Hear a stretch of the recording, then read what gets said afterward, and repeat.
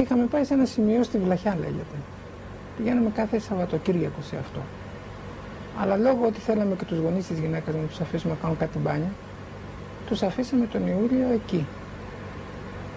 Πηγαίνοντας για τον Άγιο απάνω για τη Βλαχιά, για ψάρεμα, πριν φτάσουμε στον Άγιο Γιάννη το Ρώσο, όπως το είχαμε όπως και συνήθιο, πάντοτε να περνάμε στον Άγιο Γιάννη το Ρώσο εκεί, να ανάβουμε ένα κεράκι και να συνεχίζουμε το δρόμο μας. Πράγματι, πήγαμε, ανάψαμε το κεράκι μας, μέσα προσκυνήσαμε, βγήκα πρώτος εγώ έξω από την εκκλησία, το αυτοκίνητο που είχα ήταν ακριβώς δίπλα από την πόρτα στα κάγκελα του Αγίου Γιάννη. Εγώ πήγα στο αυτοκίνητο, είχα ανοιχτεί την πόρτα, όπως καθόμουν εκεί από τη δεξιά μου μεριά, έξω τώρα από την εκκλησία, δεξιά μεριά όπως έχει κάτι λουλούδια στο προάβλιο, βλέπω ένα παππούλι να έρχεται. Τον κοίταξα, σε μια στιγμή τον έχασα όμως. Εκείνη τη στιγμή βγήκε και η γυναίκα μου.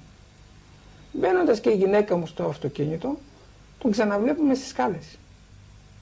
Το παππούλι αυτόν.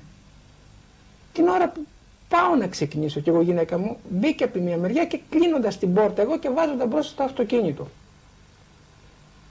Βλέπουμε έναν Άγιο Θεό, πώς να το πω, ένα χαμογελαστό πρόσωπο, ένα παππούλι, πώς να το πω, έσκυψε, δηλαδή έσκυψε το κεφαλάκι του έτσι, το γύρισε, μας κοίταξε, είχε ένα τρομερό χαμόγελο, μας χαιρέτησε και ξεκινήσαμε να φύγουμε. Το χαιρετήσαμε και εμείς. Αμέσως, γεια σας πάτερ, είπαμε, βγάλαμε και το χέρι μας απ' έξω και το χαιρετήσαμε. Η γωνία της εκκλησίας που τον είδαμε εμείς, φεύγοντας, πήραμε μία στροφή πάρα πολύ λίγα μέτρα, 20-30 μέτρα είναι. Είναι κάποιος φούρνος εκεί. Μου λέει ο Κώστας, δεν μπαίνεις, μου λέει, να πάρεις ψωμί εδώ να πάμε στον παππού και στη γιαγιά. Σταματάω, μπαίνω στο φούρνο. Ψάχνω ώσπου να έρθει η κοπέλα που πουλάει το ψωμί, το μάτι μου περιπλανήθηκε λίγο στα πράγματα. Και το μάτι σου πέφτει στα εικονίσματα. Τον βλέπω το γέροντα, που πριν λίγο τον είχα δει. Μου λέει εκείνη η κυρία, τι θέλατε, λέω, θα μου δώσετε λίγο ψωμί και κάτι τυρόψωμα. Μου λέει ευχαρίστως, λέω, να σας κάνω μια ερώτηση. Μου λέει, τι θες, κορίτσι μου.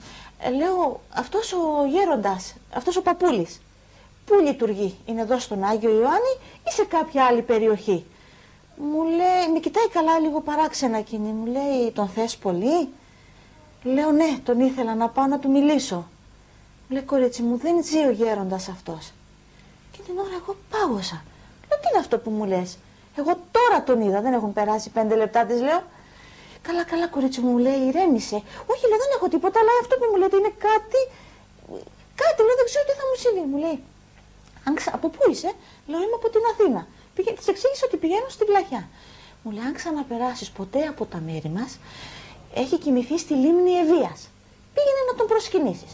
Όταν ζήσαμε όλο αυτό το που μας συνέβηκε, λέω, όπου και να είναι αυτό το μέρος, γιατί δεν ήξερα ούτε τον Όσιο Δαβίδ, ούτε το Πάτερ Ιάκωβο, ούτε τίποτα δεν γνώριζα ως εκείνη την ώρα να έχω κάτι να πω ότι εκεί θα πάμε.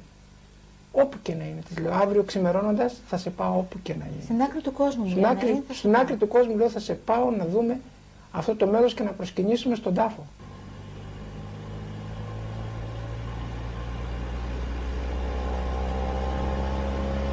Εγώ είχα ξεκινήσει η Ελλήνη. Ούτε ξέρω και ότι θα φτάσω στις Ροβιές.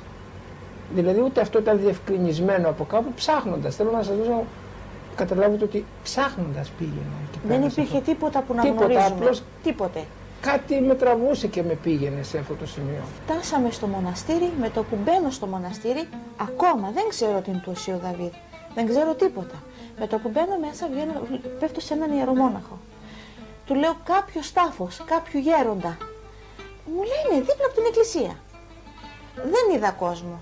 Δεν είδα άλλον άνθρωπο κοντά μου. Πάω πάνω από τον τάφο του και τον είδα. Έχει μια φωτογραφία τώρα που πρέπει να έχει αλλάξει. Όπως τον είδα εγώ.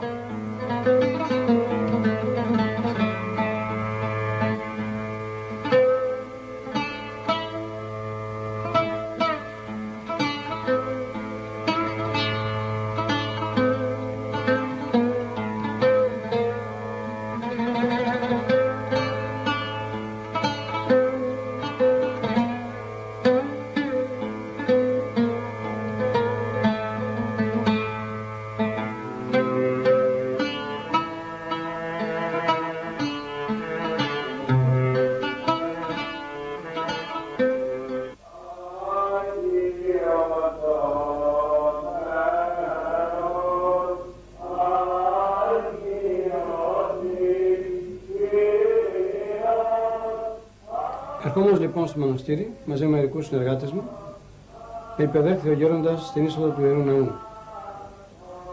Αυτό το οποίο μου έκανε ιδιαίτερη εντύπωση και κατάλαβα ότι πρόκειται περί ενός χαρισματούχου ανθρώπου που ειδικά είναι από τον Θεό δοσμένος σε αυτό, ήταν ότι εφάνηκε πως ο γέροντας με γνώριζε από πολλά χρόνια, ενώ με έβλεπε για πρώτη φορά.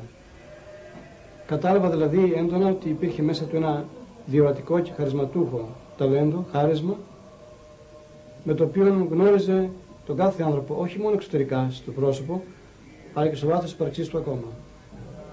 Γιατί αμέσως αναφέρθηκε σε μερικά γεγονότα της προσωπικής μου ζωής και πίστηκα ότι με γνώριζε πριν εγώ το γνωρίσω. Άρα κατάλαβα ότι μπροστά μου είχα έναν Άγιον άνθρωπο και αυτό με συνεκλώνησε πάρα πολύ. Κάποια φορά, όταν τυχαίνει να ειδούμε ένα δέντρο καρποφόρο, φορτωμένο με τους ωραίους και πολύτιμους καρπούς του, το καμαρώνουμε και θεωρούμε αυτονόητη την πλούσια καρποφορία του. Σε μια τέτοια στιγμή δεν σκεπτόμαστε το δέντρο αυτό γυμνό από φύλλα, στην καρδιά της βαριχημονιάς, και δεν έχουμε την εικόνα του με τα ακροτηριασμένα κλαδιά του στην εποχή του κλαδεμού.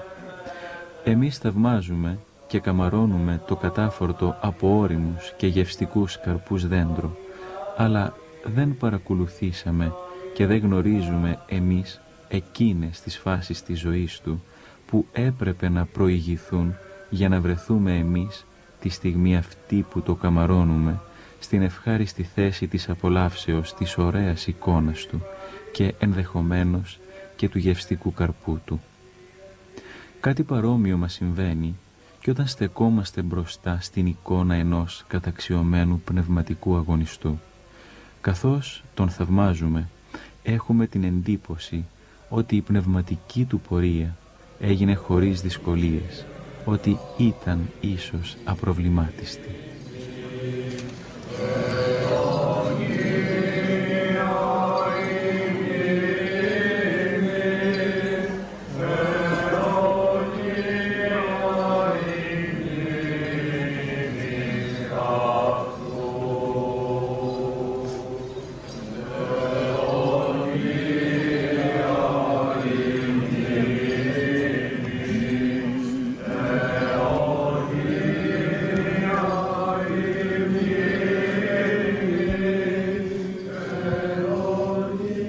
Ο μακαριστός γέροντας πατήρ Ιάκωβος Τσαλίκης γεννήθηκε στις 5 Νοεμβρίου του 1920 στο Λιβύσι της Μάκρης, σε ένα παραθαλάσσιο χωριό στο ύψος περίπου του Καστελόριζου. Το έτος 1922 η οικογένεια του μικρού Ιακώβου ακολουθεί τον σκληρό δρόμο του ξεριζωμού και της φυγής από τα πάτρια χώματα, όπως όλος ο μικρασιατικός ελληνικός πληθυσμός της μαρτυρικής Ιωνίας.